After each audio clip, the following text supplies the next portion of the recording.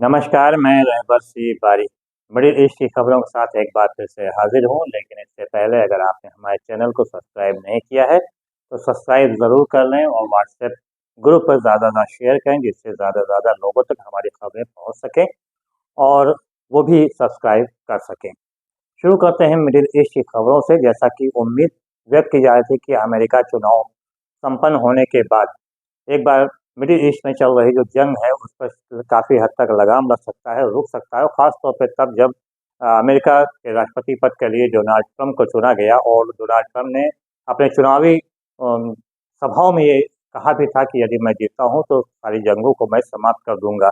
लेकिन ये सारी बातें हवाई नज़र आ रही हैं और जो माहौल दिखता हुआ नज़र आ रहा है उससे ऐसा लगता है कि आने वाले दिनों में मिडिल ईस्ट की जो जंग है वो और तेज़ होने वाली है। इसकी वजह भी सबसे बड़ी ये है कि अमेरिका के जो खुफिया विभाग है उसने एक दावा किया है कि डोनाल्ड ट्रंप की हत्या करने की साजिश ईरान के द्वारा रची गई थी, जिसमें डोनाल्ड ट्रंप पर तीसरी बार जो हमला नाकाम हुआ था वो नहीं हो सका। वो हमला जो है वो ईरान की तरफ से किया गया था। इसके लिए उसने एक अफगानी व्यक्ति को हायर किया था। जो अफगानी व्यक्ति था वो अमेरिका में डकैती के केस में अंदर था, लेकिन जब बाहर आया तो उसने सुपारी लेकर हत्या करने का काम शुरू कर दिया था और उसने बाकायदा पूरा एक गैंग भी बना रखा है। अब उसी अफगानी व्यक्ति को अमेरिकन पुलिस ने गिरफ्तार भी कर लिया है और दावा किया जा रहा है कि हत्या की साजिश ईरान की तरफ से की गई थी। हालांकि ईरान ने इसको लेकर किसी भी प्रकार की कोई प्रतिक्रिया व्यक्त नहीं किया है, जो कि सभी को जग जाहिर है, सभी को मालूम भी है कि अमेरिका और ईरान में कभी भी हमेशा युद्ध जैसे हालात भी रहे। एक दूसरे किसी ने पसंद भी नहीं किया, खासतौर से डोनाल्ड ट्रंप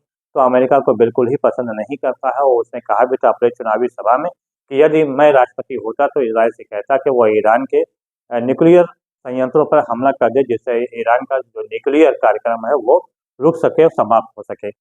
हालांकि जिस प्रकार से ये खुफिया विभाग ने ऐसा किया है उसको देखते हुए यह अनुमान लगाया जा रहा है कि आगामी दिनों में डोनाल्ड ट्रंप कड़े फैसले ईरान के प्रति ले सकते हैं। इस बात को ईरान भी समझ रहा है। तो वहीं दूसरी तरफ एक और कदम अमेरिका ने उठाया है, वो है कतर में रह रहे हमास के नेताओं के ऊपर। कतर के ऊपर दबाव बनाया जा रहा है कि वहाँ पर जो हमास के नेता हैं उनको वहाँ से हटाया जाए, वहाँ से निकाल दिया जाए, देश से बाहर किया जाए। उसकी वजह बताई जा रही है क्योंकि हमास को आतंकवादी संगठन अमेरिका ने घोषित कर रखा है। हालांकि और जगहों कई स्थानों से उन्हें आतंकवादी घोषित नहीं किया गया, लेकिन अमेरिका ने घोषित किया है। तो ऐसे वो चाहता है कि हमास जो नेता कतर में रह रहे हैं वो वहाँ पे ना रहें। ये लगातार दबाव बनाया भी जा रहा है कतर के ऊपर। कतर शासन जो है वहाँ का की जो सरकार है उसने हमास नेताओं से कहा भी है कि वो देश को छोड़ दें, लेकिन अभी ये स्पष्ट नहीं है कि हमास के नेताओं को कितने दिनों में देश को छोड़ना होगा, कहाँ जाना भी होगा। इस बात को लेकर अमेरिका तरफ से कहा भी गया है कि वो बहुत ज़्यादा समय इसके लिए नहीं देंगे। अब माना जा रहा है कि ये हमास के जो नेता हैं या तो फिर इराक जाएंगे या फिर टर्की जाएंगे या फिर ईरान जा सकते हैं। लेकिन इन दोनों कदमों से एक संभावना तो ज़रूर व्यक्त की जा रही है कि जो जंग रुकने की संभावना थी, सीज़ फायर की संभावना थी, वो शायद सीज़ फायर अब ना हो बल्कि जंग और बढ़ भी सकती है। उधर अगर देखा जाए बात किया जाए गजा और लेबनान के ऊपर, तो इजराइल के द्वारा लगातार हमला किया जा रहा है। कल रात से लेकर आज तक जो हमले किए गए उसमें दो गजा और लेबनान में लगभग 100 लोगों की मौत हुई। इसमें ज़्यादातर महिलाएं और बच्चे भी शामिल हैं। यूएन के द्वारा जो एक रिपोर्ट प्रस्तुत की गई उस रिपोर्ट काफ़ी चौंकाने वाला है, दिल दहलाने वाला है।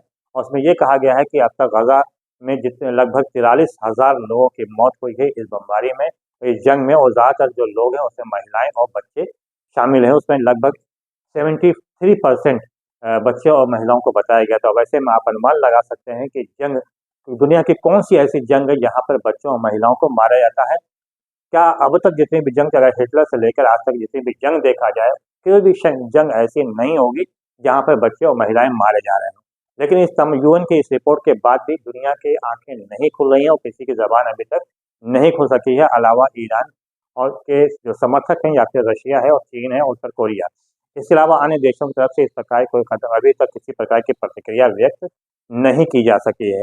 उधर बात किया जाए हिजबुल्लाह की, तो हिजबुल्लाह ने बहुत जोरदार पलटवार किया है इसराइल के ऊपर, क्योंकि इसराइल ने जो बम वर्षा किया गजा और लेबनान में उसमें भारी नुकसान हुआ है, जो कि लगभग 100 लोगों की मौत हुई है। इसको देखते हुए हिजबुल्लाह ने पलटवार किया और हिजबुल्लाह के इस पलटवार से जो मिसाइल और ड्रोन हमला जो किया गया उसमें हाइफा के सिटी पोर्ट के अलावा शोमोन और तेल अबीब और मिथुला में यहाँ पे रॉकेट और मिसाइल गिरते हुए और ड्रोन को गिरते हुए देखा गया है। और जो हिजबुल्लाह की तरफ से दावा किया गया उसमें यह किया गया कि मिथिला में एक बिल्डिंग भी गिरी है जिसमें कई लोग मारे गए हैं।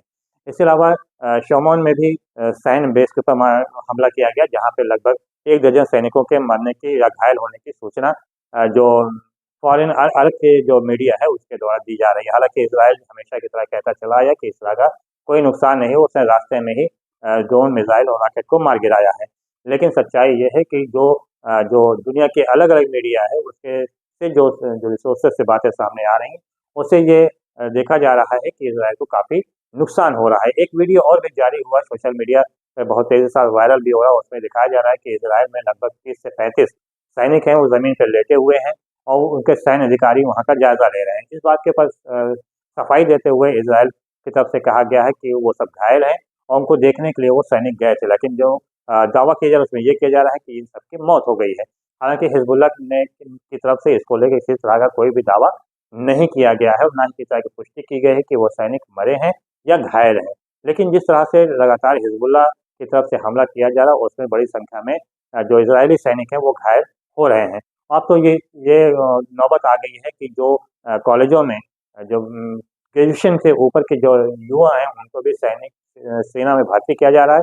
इसके अलावा जो शिक्षक हैं उनको भी सेना में भर्ती करने की मजबूरी आ रही है। ऐसे लगभग साढ़े 7 से 8 हज़ार युवाओं को और सैनिकों को शामिल किए जाने की बात की जा रही है। हालाँकि इनमें से कई ऐसे जिन्होंने सेना में शामिल होने से इनकार कर दिया। उन्होंने कहा है कि जब तक कि जो बंधक बनाए गए हैं उनको रिहाई की बात नहीं होगी तब तक कि वे जंग करने के लिए नहीं जाएँगे।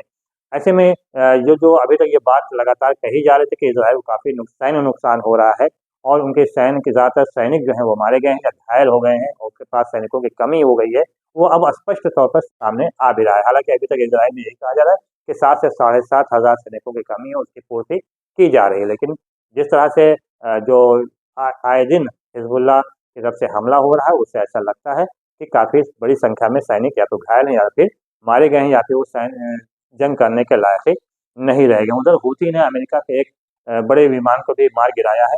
ऐसे में अब तक 16 F-52 विमान जो है वो हूथी की तरफ से गिराया चुका है, जिससे अमेरिका को भी भारी नुकसान हुआ है। दूसरी तरफ ट्रंप ने एक कदम और, ट्रंप सरकार की अभी तो सरकार बनी नहीं है, लेकिन जो अमेरिका द्वारा कदम उठाया जा रहा है उसमें ये एक बात सामने आ रही है कि सीरिया से जल्द ही अमेरिका अपनी सेना को वापस बुला लेगा। उसकी वजह ये है कि सीरिया में अमेरिका को काफ़ी नुकसान उठाना पड़ रहा है। इसको देखते हुए ट्रंप सरकार जल्द ही सीरिया से अपने सैनिक को वापस बुला सकती है। अब देखना ये होगा कि आने वाले 1 सप्ताह या 1 पखवाड़े के अंदर और क्या वहाँ पे घटनाक्रम किस तरह से परिवर्तित होता है, क्योंकि हर आगे बढ़ते समय के अनुसार घटनाक्रम भी बदल रहा है। देखना ये होगा कि आने वाले समय में और क्या होगा। फिलहाल रहबर शिवा को दीजिए इजाज़त। नई खबर के साथ एक बार फिर से शामिल होंगे। जय हिंद, जय भारत।